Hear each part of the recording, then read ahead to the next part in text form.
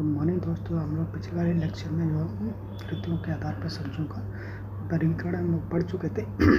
आज इस बार लेक्चर में हम जो पढ़ेंगे सब्जियों की खेती के प्रकार है ना, टाइप्स ऑफ वेजिटेबल कल्टीवेशन। तो उसमें पिछले जो लेक्चर में हम लोग जो पढ़े थे सब्जियों की ऋतुओं के आधार पर सब्जियों का वर्गीकरण, उसमें एक और पॉइंट था सब्जियों का वानस्पतिक आधार पर वर्गीकरण। तो हमने ये सब पढ़ लिया था। तो इसमें एक लास्ट रह गया था पॉइंट सेम वो अम्बिलिफेरी कुल का। इसका अम्बिलिफेरी कुल को एपियेसी भी बोलते हैं और इसमें गाजर और धनिया आते हैं। अम्बिलिफेरी टेक्स करोटा गाजर का वानस्पतिक नाम है और ये उत्पत्ति स्थान इसका अफगानिस्तान। खाया जाने वाला भाग इसका जड़ है, ठीक है ना। खाया जाने वाला भाग क्या है? जड़ है इसका। और धनिया के बाद कोरिएंड्रम सेटाइवम, क्या नाम है इसका? Coriandrum sativum. ये अफगानिस्तान इसका उत्पत्ति स्थान है। इसकी पत्तियाँ व फल खाया जाता है। क्या खाया जाता है? पत्तियाँ और फल खाया जाता है, ठीक है। अब हम लोग बात करते हैं सब्जियों की खेती के प्रकार, टाइप्स ऑफ फार्मिंग, ठीक है। तो इसमें मुख्यतः क्या है? सब्जियों को उगाने के उद्देश्य से, है ना, सब्जियों को उगाने के उद्देश्य से हम किस विधि से खेती करते हैं या किस संसाधन से खेती करते हैं या किस जलवायु में खेती करते हैं, उसके आधार पर हम इसको डिफरेंट टाइप में हम लोग एक्सप्लेन करेंगे। तो पहला इसमें गृहवाटिका। पहला क्या है इसमें? गृहवाटिका। तो पहला हम लोग गृहवाटिका का मतलब समझो पहले। ये गृहवाटिका और इसका मतलब होता है कि किचन में गार्डनिंग करना, मतलब घर के आसपास करना, उसे गृहवाटिका कहते हैं, ठीक है। और दूसरा है व्यवसाय के स्तर पर, यानी कि बड़े मार्केटिंग में खेती करना, ठीक है। तीसरा है बीज उत्पादन के लिए। चौथा है संसाधन के लिए खेती करना। पांचवा है इसमें बेमौसमी सब्जियों की खेती करना। छठवां है तैरते हुए सब्जी करना, है ना। और सातवां है प्रदर्शनी हेतु सब्जियों की खेती करना। तो ये डिफरेंट टाइप के फार्मिंग सिस्टम है।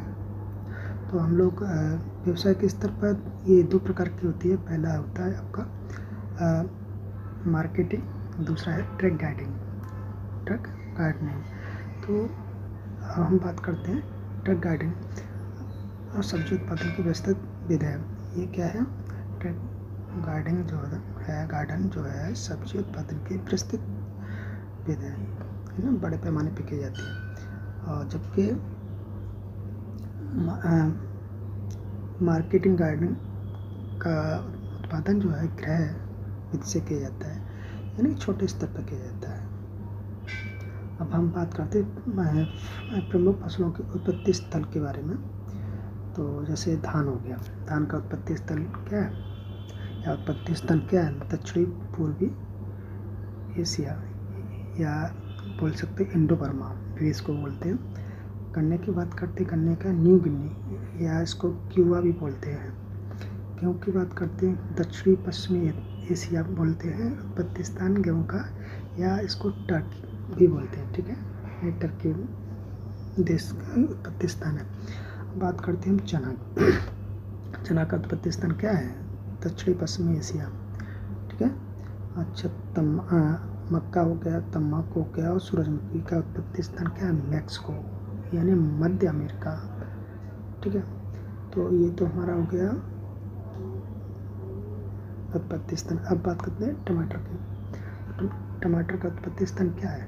पेरू या इसको दक्षिणी अमेरिका भी बोलते हैं। मूंगफली का उत्पत्ति स्थान क्या है? ब्राज़ील।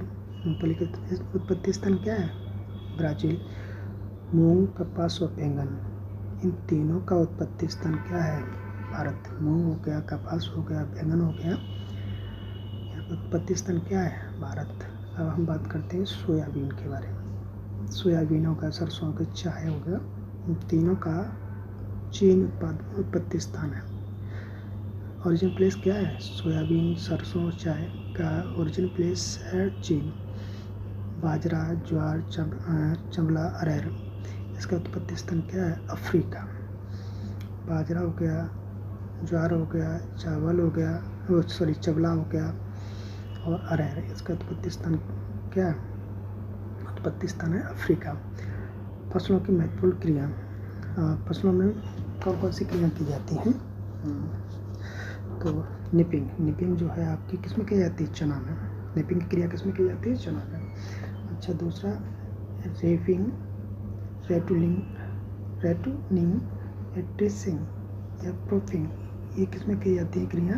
गन्ना में। रेफिंग, रेटूनिंग, ट्रेसिंग, प्रूफिंग, ये क्रिया गन्ना में की जाती हैं। टॉपिंग, डिसकरिंग, क्यूरिंग, टॉपिंग, डिसकरिंग, क्यूरिंग, ये क्रियाएँ की जाती हैं तंबाकू वाली फसलों में। टॉपिंग, डिसकरिंग, क्यूरिंग, ये क्रिया की जाती है तंबाकू में। निपिंग किस में की जाती है? चना में की जाती है। ट्रैपिंग किस में की जाती है? गन्ना में की जाती है। रेटिंग किस में की जाती है? रेटूनिंग किस में की जाती है? गन्ना में की जाती है। ट्रेसिंग किस में की जाती है? गन्ना में की जाती है। प्रोपिंग किस में की जाती है? गन्ना में की जाता है। अच्छा, टॉपिंग, डिसकरिंग, क्यूरिंग, ये क्रिया किस में की जाती हैं? ये क्रियाएँ की जाती हैं तंबाकू में। ठीक है। अच्छा, अगला आगे बात करते हैं। तो प्रॉपिंग की क्रिया की जाती है। प्रॉपिंग गीला में किया जाता है। रिबोनिंग, स्टीपिंग, रेटिंग, रिबोनिंग, स्टीपिंग, रेटिंग, ये क्रिया की जाती है जूट, अलसी, सनई में। किसमें किया जाता है? जूट हो गया, अलसी हो गया, सनई में क्या किया जाता है? रिबोनिंग, स्टीपिंग, रेटिंग की क्रिया किसमें की जाती है? जूट, अलसी, सनई। ठीक, अब हम बात करते हैं पिकिंग जो क्रिया की जाती है, मूंग हो गया, चबला हो, मटर में, कितने मूंग हो गया, चबला हो गया, मटर में क्या किया जाता है? पिकिंग की क्रिया की जाती है। ठीक है। अब बात करते हैं डिटेसलिंग या सिल्किंग। डिटेसलिंग या सिल्किंग या टेसलिंग, ये क्रिया की जाती है मक्का में। पेगिंग या सुइयाँ बनना, ये किसमें किया जाता है? मूंगफली में। पैकिंग या सुइयाँ बनने की जो क्रिया होती है किसमें होती है? मूंगफली में। जिनिंग या पिकिंग की क्रिया किसमें होती है? कपास में। जिनिंग या पिकिंग की क्रिया किसमें होती है? कपास में। पैराबॉइलिंग या मिलिंग की क्रिया किसमें होती है? धान में। मिट्टी चढ़ाना गन्ना हो गया, मक्का हो गया और आलू में ये क्रिया की जाती है। अर्थिंग, मिट्टी को चढ़ाना, मतलब मिट्टी को किस में चढ़ाया जाता है? गन्ना में, मक्का में और आलू में चढ़ाया जाता है। अब अगला है स्टैकिंग मतलब सहारा देना। स्टिक के माध्यम से ये किया जाता है टमाटर में। अब हम लोग बात करें फसलों में पाए जाने वाले विषाक्त पदार्थों के बारे में कि कौन कौन सी फसलों में कौन कौन से पदार्थ पाए जाते हैं, उसके आधार पर। ठीक है। तो गोसिफॉल किस में पाया जाता है? कपास में पाया जाता है। BOAA न्यूट्रॉन्सिन, ये किस में पाता है? लिथायरस में। यूरुसिक अम्ल किस में पाया जाता है? सरसों के तेल में। ग्लूकोसिनोडस या आइसोथायोसाइनेट किस में पाया जाता है? सरसों के तेल में। कोइट्रोजन किस में पाया जाता है? सोयाबीन के तेल में। कोइट्रोजन किस में पाया जाता है? सोयाबीन के तेल में। ठीक है। अच्छा, सेपोनिन किस में पाया जाता है? रिस्का में। सेपोनिन किस में पाया जाता है? रिस्का में। अफ्लाटॉक्सिन किस में क्रिया होती है? या विषाक्त पदार्थ मूंगफली में। ठीक है। अच्छा, SCN या फ्यूसिकम या धुरन बोलते हैं, ये होता है ज्वार में। SCN, फ्यूसिकम या धुरन किस में होता है? ज्वार में होता है। ठीक है। अच्छा, नाइट्रेट किस में पाया जाता है? जय में। ऑक्जिलेट किस में होता है? चुलाई में। रेजिन्स किस में पाया जाता है? आम में। सोलेसोडिन किस में पाया जाता है? बैंगन में।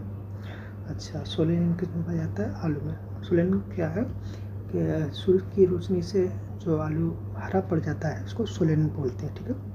क्यूमेरिन किस में पाया? स्वीट फ्लावर में। क्यूमेरिन किस में पाया जाता है? Sweet flower. अल्फा टोमेटिन या सेपोनिन, अल्फा टोमेटिन या सेपोनिन टमाटर में, है ना, ये पाया जाता है। अच्छा, अब हम बात करते हैं प्रमुख फसलों में प्रोटीन की मात्रा, मतलब कौन कौन सी फसलों में कितनी % प्रोटीन पाई जाती है उसके आधार पर। जैसे अरहर में 21 से 25% प्रोटीन पाई जाती है। मसूर में 25% प्रोटीन पाई जाती है। चमला में 23.4% प्रोटीन पाई जाती है। मूंग में 25% प्रोटीन पाई जाती है। मटर में 22.5% प्रोटीन पाई जाती है। चना में 21% प्रोटीन पाई जाता है। उड़द में कितनी पाई जाती है? 24% प्रोटीन पाई जाती है। ठीक है। अच्छा, बात कर चावल में 6 से 7% प्रोटीन पाई जाती है। चावल में कितना पाया जाता है? 6 से 7% प्रोटीन।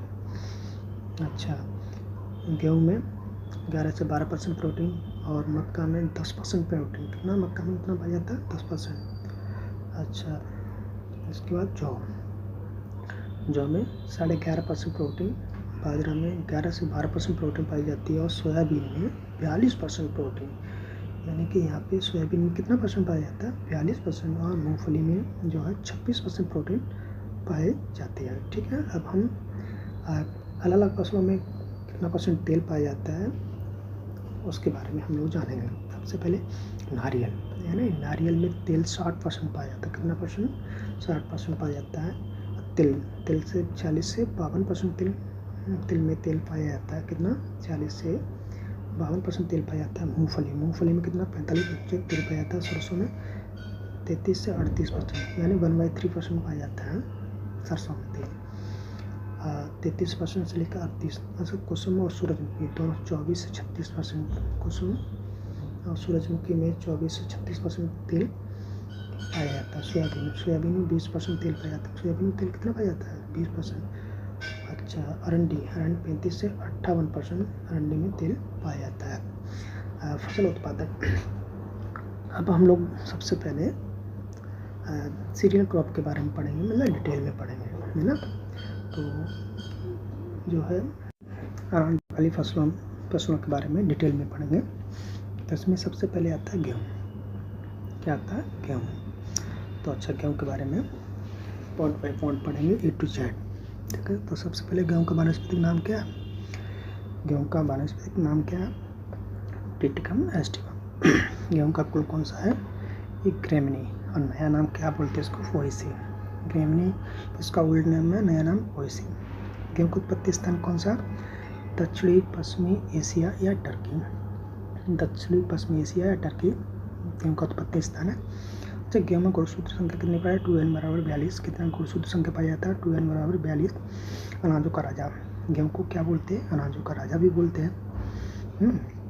गेहूँ किस प्रकार की जलवायु में पनपता है? मतलब किस प्रकार की जलवायु में जो गेहूँ को उगाया जाता है? शीतोष्ण जलवायु में इसको उगाया जाता है। ठीक है। अच्छा, बात करते हैं भारत में अनाज वाली फसलों के उत्पादन की दृष्टि से। भारत में अनाज वाली फसलों के उत्पादन की दृष्टि से इसका कौन सा स्थान है? इसका स्थान दूसरा है। ठीक है ना। गेहूँ के दाना और चारा अनुपात क्या होता है? गेहूँ में चारा और दाना अनुपात क्या होता है? 1:1.5, मतलब दाना जो होता है 1 पाया जाता है, तो उसमें चारा कितना पाया जाता है? 1.5%। ठीक है। अब गेहूँ के लिए उपयुक्त मृदा, गेहूँ के लिए किस प्रकार की मृदा चाहिए? सैंडी लॉम चाहिए या एलुवियल सॉइल चाहिए? गेहूँ के पीएच के लिए, गेहूँ की फसल के लिए पीएच चाहिए 6 से 8.5। गेहूँ की फसल के लिए मृदा का पीएच चाहिए 6 से 8.5। गेहूँ की बीज कहलाता है। गेहूँ का बीज किस प्रकार का होता है? कैरियोप्सिस प्रकार का। किस प्रकार का होता है? गेहूँ का बीज कैरियोप्सिस प्रकार का। गेहूँ के दानों का परीक्षण भार कितना होता है? 38 से 40 ग्राम।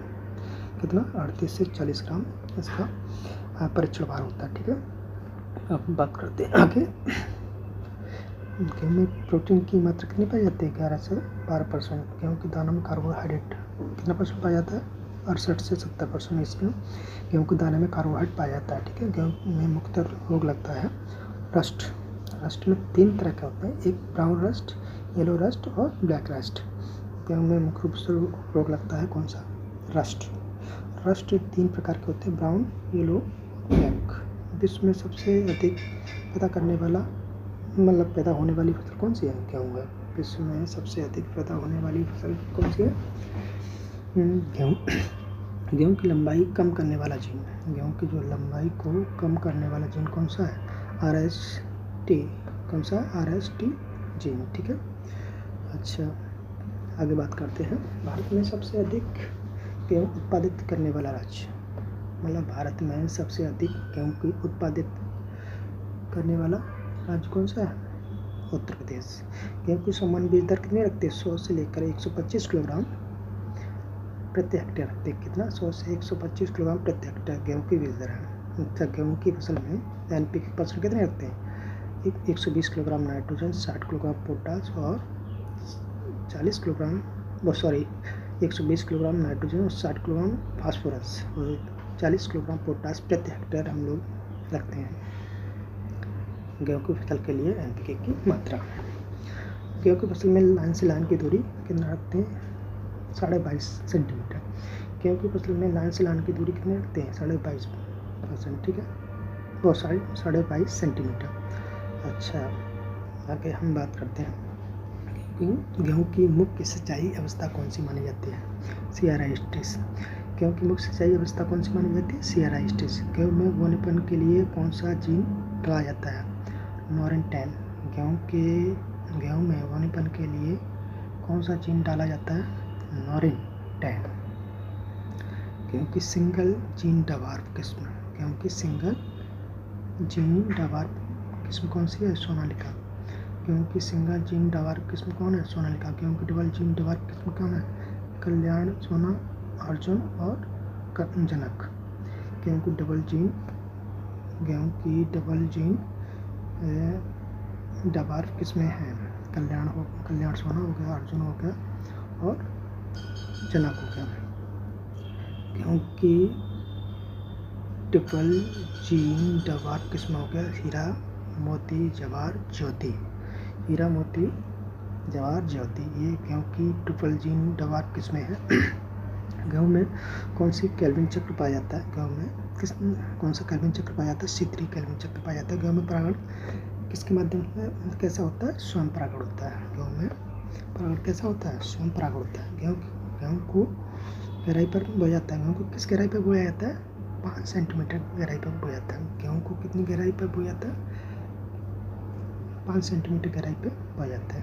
ब्रेड गेहूँ का वानस्पतिक नाम क्या है? ब्रेड गेहूँ का वानस्पतिक नाम क्या है? टिटिकम एस्टिवम, ठीक है।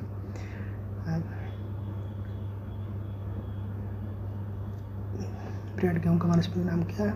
Triticum aestivum. अच्छा, मैक्रोनी गेहूँ का वानस्पतिक नाम क्या है? Triticum durum. मैक्रोनी गेहूँ का वानस्पतिक नाम क्या है? Triticum durum. गेहूँ के प्रमुख खरपतवार कौन कौन से हैं? जैसे बथुआ हो गया, गुल्ली डंडा हो गया, है ना, ये गेहूँ के प्रमुख खरपतवार हैं, बथुआ, गुल्ली डंडा। गेहूँ में अधिक उत्पादन हेतु अपनाई जाने वाली विधि कौन सी है?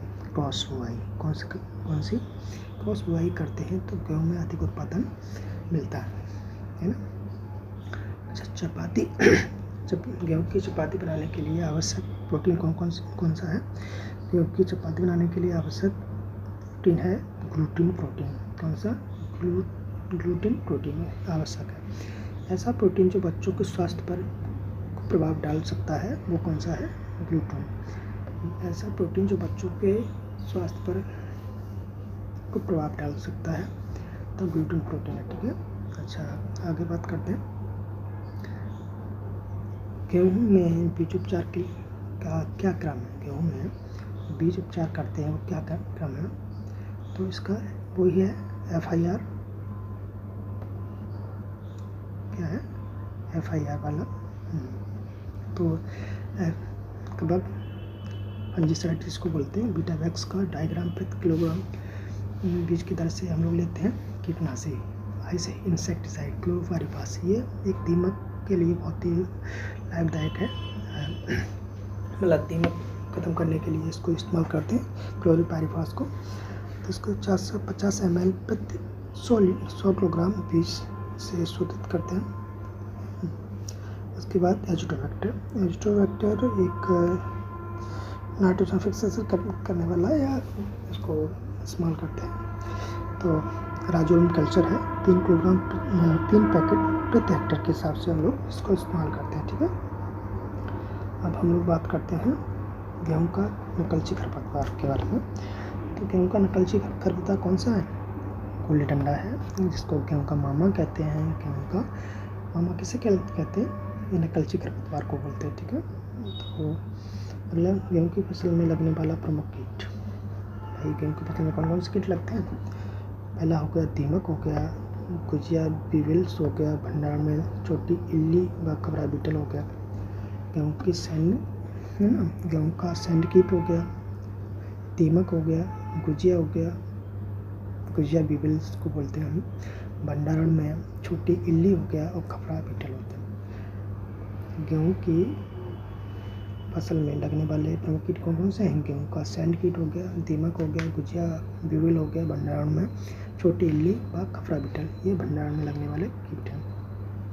गेहूँ के प्रमुख रोग। गेहूँ की फसल के प्रमुख रोग कौन कौन से हैं? भूरी गेरू, पीली गेरू अथवा धारीदार रोली जिसको बोलते हैं, गेहूँ की काली रोली, अनावृत कंड रोग हो गया, करनाल बंट हो गया, गेंगला रोग हो गया, टुंड्रो रोग, येलो ईयर रोट हो गया, सेहूं या गेहूं का मोल्डा रोग हो गया, है ना। तो ये तो हमारे प्रमुख रोग हो गया किसके? ये गेहूं की फसल के प्रमुख रोग। भूरी गेरुई, पीली गेरुई अथवा धारीदार रोली, गेहूं की काली रोली, अनावृत कंड रोग, करनाल बंट, गेंगला रोग, टुंडू रोग, येलो ईयर रोट, सेहूं या एवं गेहूँ का मूल्य रोग उसको बोलते हैं। अनावृत कंड रोग। अनावृत कंड रोग का कारक क्या है? इसको लूज स्मट बोलते हैं। ये अस्टिलागो, ये अनावृत कंड रोग का कारक क्या है? अस्टिलागो नूडा वैरायटी टिटिसाई नामक कवक से होता है। ये अनावृत कंड रोग का कारक क्या? अस्टिलागो नूडा वैरायटी टिटिसाई नामक कवक के द्वारा अनावृत कंड रोग होता है। गेहूँ का अंतः बीजोड़ रोग यानी इंटरनली सीड बॉर्न, गेहूँ का अंतः बीजोड़ रोग क्या है? अनावृत कंड रोग। क्या है? अनावृत कंड रोग, ठीक है। अनावृत कंड रोग की रोकथाम कैसे करते हैं? तो अनावृत कंड रोग की रोकथाम कैसे करते हैं? सबसे पहले हम बीज को कार्बोक्सिन समूह की एक बीटावैक्स आता है, उससे हम 2.5 किलोग्राम प्रति किलोग्राम बीज से उपचारित कर सकते हैं। दूसरा होता है अनावृत कंड रोग की रोकथाम को सूर्य की धूप में सोलर हीट में 4 घंटे तक बीज को उपचारित कर बुआई करते हैं। कितना? 4 घंटे बीजों को जो है सनलाइट में सोलर सनलाइट में रखते हैं, तो उसके बाद इसकी बुआई करते हैं, ठीक है। अच्छा, अगला बात करें बीजों को गर्म पानी से, बीजों को गर्म पानी में 54 डिग्री सेल्सियस तापमान पर 30 मिनट तक उपचारित करते हैं, तब इसको बुआई करते हैं, ठीक है। अब बात करें करनाल बंट। करनाल बंट रोग का कारक क्या है? निवोसिया या टिलेटिया इंडिका नामक करनाल बंट रोग का कारक है निवोसिया या टिलेटिया इंडिका नामक कवक है। गेहूँ का कैंसर रोग। गेहूँ का कैंसर रोग क्या है? करनाल बंट। गेहूँ का कैंसर रोग किसको बोलते हैं? करनाल बंट को बोलते हैं। भाई करनाल बंट किसको बोलते हैं? गेहूँ का ये कैंसर रोग है, ठीक है। अच्छा, कौन से रोग से प्रभावित गेहूँ की बालियों में सड़ी हुई मछली सी गंध आती है? सड़ी हुई मछली ऐसी मतलब बदबू आती है, तो ये करनाल बंट है। करनाल बंट की ही वजह से गेहूँ की बालियों में सड़ी हुई मछली जो होती है ना, उस जैसी गंध आती है, ठीक है। तो आगे हम लोग बात करते हैं गेहूँ का गेंगला रोग।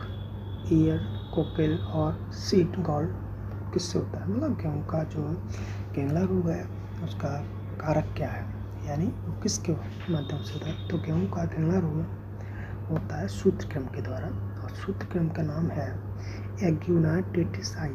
एग्यूना टेटिसाई इसका सूत्रकृमि का नाम है, जिसके कारण गेहूँ का गेंगला रोग होता है ना। गेहूँ का गेंगला रोग की रोकथाम किससे करते हैं? तो गेहूँ की गेंगला रोग की रोकथाम बीजों को बुआई से पूर्व 20% नमक के घोल में रोग को उपचारित करते हैं। गंगला रोग है, उससे बचाने के लिए हम सबसे पहले क्या करते हैं, बीजों को बुआई से पूर्व 20% यानी 20% नमक के घोल में डुबोकर बीज को उपचारित करके उसके बाद उसको बोया जाता है। हम बात करते हैं गेहूँ का टुंडू रोग या येलो ईयर रोड रोग का कारक कौन है। गेहूँ के टुंडू रोग या इसको येलो ईयर रोड रोग का कारक के बारे में पूछ रहा है, तो उसका कारक है क्लेबिस्बैक्टर टेट्रासाई। इसका जीवाणु है, और जीवाणु के कारण जो है गेहूँ के टुंडू रोग लगता है। येलो ईयर रोड किसके कारण लगता है, जीवाणु के द्वारा। जीवाणु का नाम क्या है, क्लेबिस्बैक्टर टेट्रासाई। और तथा इसका वाहक क्या है, एग्यूना टेट्रासाई सूत्रक्रम। और इसका वाहक क्या है, एग्यूना टेट्रासाई सूत्रक्रम इसका वाहक है। ठीक है, हम बात करें गेहूँ का मोलिया रोग। गेहूँ का मोलिया रोग किसी कारण लगता है, मोलिया डिजीज जो रोग लगता है हेट्रोडेरा एविना नामक सूत्रक्रम से लगता है। गेहूँ का मोलिया रोग किसके कारण लगता है, हेट्रोडेरा एविना नामक सूत्रक्रम से लगता है। ठीक है, गेहूँ का मोलिया रोग किसके कारण लगता है,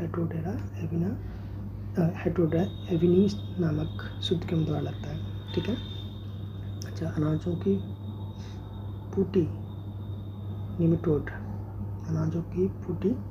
निमेटोड किसे बोलते हैं, तो ये हेट्रोडेरा एविनी को हम लोग अनाजों की फूटी एक्रिस्ट निमेटोड कहते हैं। हेट्रोडेरा एविनी को हम लोग अनाजों की फूटी कहते हैं। गेहूँ का मोलिया रोग की रोकथाम गेहूँ की मोलिया रोग की रोकथाम किससे करते हैं, 3 वर्ष तक फसल चक्र अपनाना, यानी कि 3 वर्षों तक हम फसल चक्र अपनाएंगे तब गेहूँ का मोलिया रोग की रोकथाम करेंगे। गेहूँ का भंडारण प्रमुख कीट कौन कौन से हैं, गेहूँ के भंडारण का ये प्रमुख कीट कौन कौन से हैं, खपरा बीटल गेहूँ का भंडारण कीट है। इसका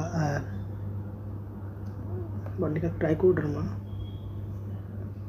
ट्रोकोडर्मा ग्रेनेरियम खपरा बीटल का ट्रोकोडर्मा ग्रेनेरियम इसका जूलॉजिकल नेम है, यह रोग कारक है खपरा बीटल का। ठीक है, भंडारण कीट की रोकथाम के लिए हम सबसे पहले क्या करते हैं, सल्फास की गोली लिख के आते हैं। भंडारण के कीटों की रोकथाम करते हैं किससे, सल्फास की गोली से। इसका नाम है एल्युमिनियम फॉस्फाइड। सल्फास की गोली का नाम क्या है, एल्युमिनियम फॉस्फाइड। 3 गोली प्रति टन, माने 3 गोली 1 टन अनाज के हिसाब से हम रखते हैं कमरे में, या जिसमें भी मतलब हम लोग गेहूँ को रखते हैं उसमें 3 गोली जो है एल्युमिनियम फॉस्फाइड की 1 टन के लिए रखते हैं। ये कभी पूछ लेता है कि भाई 1 टन की गेहूँ के अनाज के भंडारण के लिए कितनी गोलियों की आवश्यकता होती है, तो 3 गोलियों की आवश्यकता होती है। ठीक है, गेहूँ की फसल में चूहा नियंत्रण किससे करते हैं, गेहूँ की फसल में चूहा नियंत्रण जो है जिंक फास्फाइड किससे, गेहूँ की फसल में चूहा नियंत्रण किससे करते हैं, जिंक फास्फाइड यानी 2% चूड़ बेस जिससे चूंगा तैयार करते कर 6 ग्राम मात्रा प्रति आबाद बिल डालें, यानी कि 6 ग्राम और 2% चूड़ को लेके तैयार करते हैं 6 ग्राम प्रति आबाद बिल, मतलब 6 ग्राम के वो बना लेते हैं गोली टाइप के और उसके बिल के आसपास रख देते हैं। या फिर ब्रोमेडियोलोन की 0.005% टिकिया मतलब केक बना के सिंगल डोज एंटीकोगुलेट उसके बिल में डाल देते हैं। ठीक है, तो ये तो हो गया हमारा गेहूँ की फसल का वर्गीकरण के बारे में A to Z सारी जानकारी आपको मिली है ना। तो नेक्स्ट वीडियो में हम लोग बात करते हैं जौ के बारे में। जौ ग्रामीण कुल की ही फसल है, और इसके बारे में नेक्स्ट हम लोग वीडियो में बढ़ते। Thank you for this.